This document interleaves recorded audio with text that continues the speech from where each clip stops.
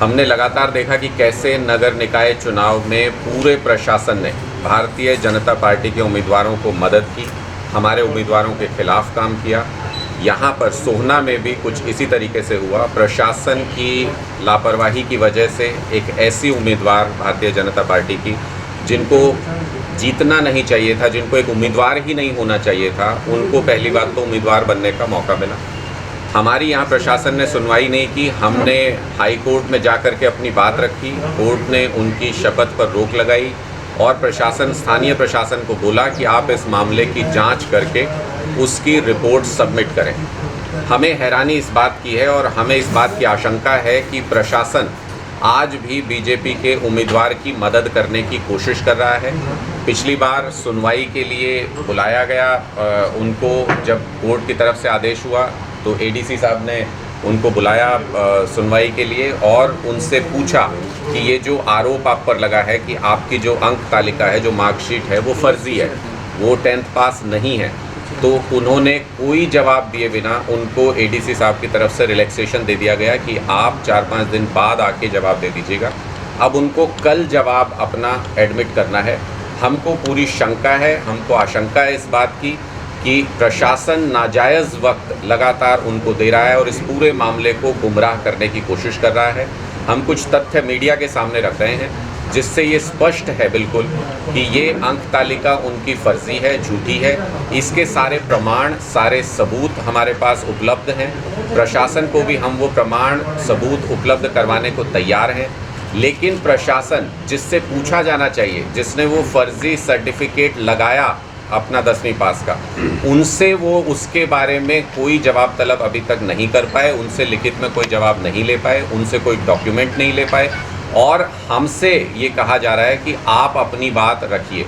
तो कोर्ट ने जो उनको कहा है तफ्तीश करने के लिए, उस सर्टिफिकेट के लिए कहा है जो जिस पे हमने आरोप लगाया कि वो फर्जी है, तो उनको जिसने सर्टिफिकेट जमा करवाया है उस उम्मीदवार से पूछना होगा, अंजू बालाजी से पूछना होगा कि वो कहाँ से वो 10वीं उन्होंने पास की, जब उनका स्कूल ये कह रहा है कि वो 10वीं ये आदर्श शिक्षा सेवा जो संस्थान है, ये आप सबने देखा होगा ये डॉक्यूमेंट, इन्होंने लिख करके ये प्रमाणित किया है कि जिस अंक तालिका की बात हो रही है, जिस सर्टिफिकेट की बात हो रही है, वो सर्टिफिकेट फर्जी है।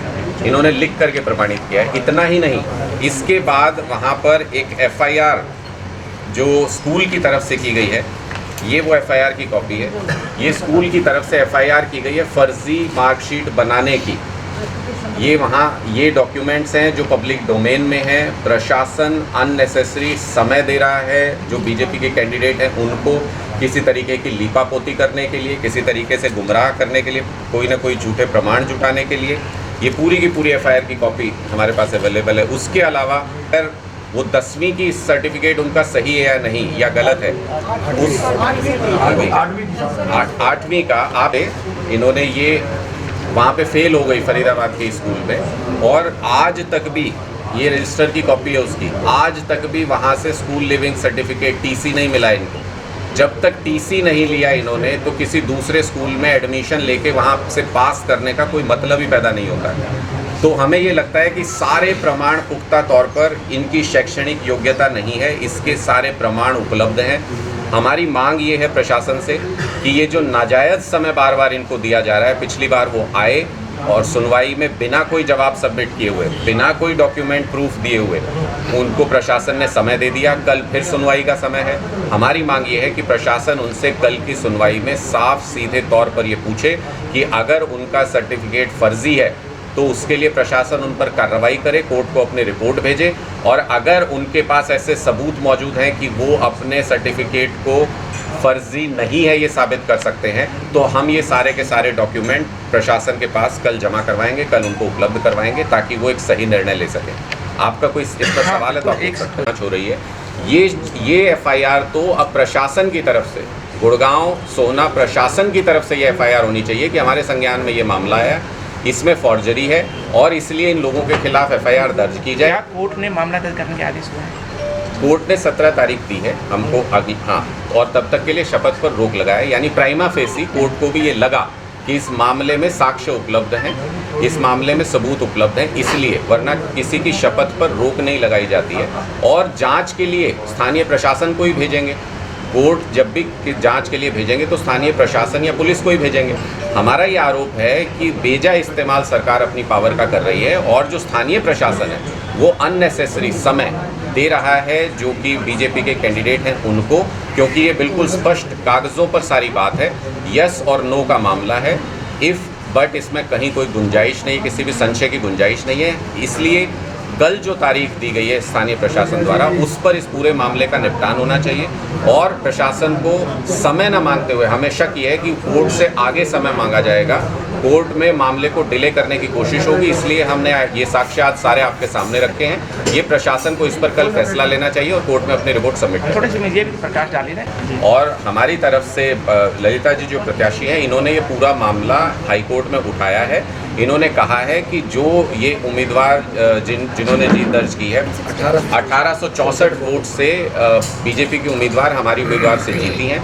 हमने ये जो सवाल उठाया है, हमने इस बात पर सवाल उठाया है कि वो वैलिड नहीं है उनका सर्टिफिकेट, वो उम्मीदवार नहीं हो सकती हैं और जब उम्मीदवार नहीं हो सकती हैं तो उनके रिजल्ट को वैलिड ठहराने का सवाल ही पैदा नहीं होता। नहीं देखिए, हम हर मौजूदा मंच पर इस बात को, अगर कोई गलत बात हो रही है, आम आदमी पार्टी की सारी लड़ाई इस चीज़ के लिए है कि प्रशासन में जो गलत बातें हो रही हैं उनके खिलाफ हम आवाज़ उठाते हैं। अगर ऐसा प्रशासन की तरफ से होता है तो हम उसका पुरजोर विरोध करेंगे, हर प्लेटफॉर्म पर करेंगे।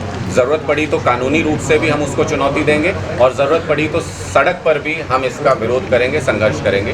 साफ स्पष्ट तौर पर हम इसलिए आज पब्लिक डोमेन में ये मामला रख रहे हैं ताकि जनता को भी ये जानकारी रहे, जिन लोगों ने वोट किया है उनको भी ये जानकारी रहे कि किस तरह से उनके वोट के साथ धोखा किया गया है, किस तरह से उन लोगों को फर्जी दस्तावेज के आधार पर एक ऐसा चेहरा दिया गया जिसकी योग्यता नहीं है उस चुनाव में खड़े होने की। इन बातों को लेकर के हमने आज पब्लिक डोमेन में अपनी बात रखी। 2 दिन का प्रशिक्षण शिविर आम आदमी पार्टी गुड़गांव में आयोजित कर रही है।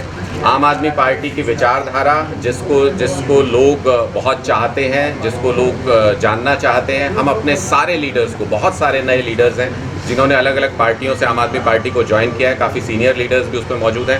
हमारे दिल्ली के तमाम कई सारे मिनिस्टर्स और कई सारे सीनियर जो हमारे राज्यसभा सांसद हैं और हमारे जो पदाधिकारी हैं पार्टी के, उन सभी लोगों से हम उन सारे नेताओं को रूबरू कराना चाहते हैं, उन सारे लीडर्स को जो हरियाणा में कमान संभालेंगे। उन सारे नेताओं को ये समझना, ये जानना बहुत ज़रूरी है कि हमारा रोड मैप क्या है, हमारा प्लान क्या है, हम किस तरीके से हरियाणा के अंदर अपनी पकड़ को मजबूत करेंगे, लोगों के बीच में क्या मैसेज पहुंचाएंगे, उसको लेकर एक प्रशिक्षण शिविर आयोजित किया जा रहा है। जिसमें कहाँ पर आयोजित किया जा रहा है, लोकेशन कहाँ रहेगी?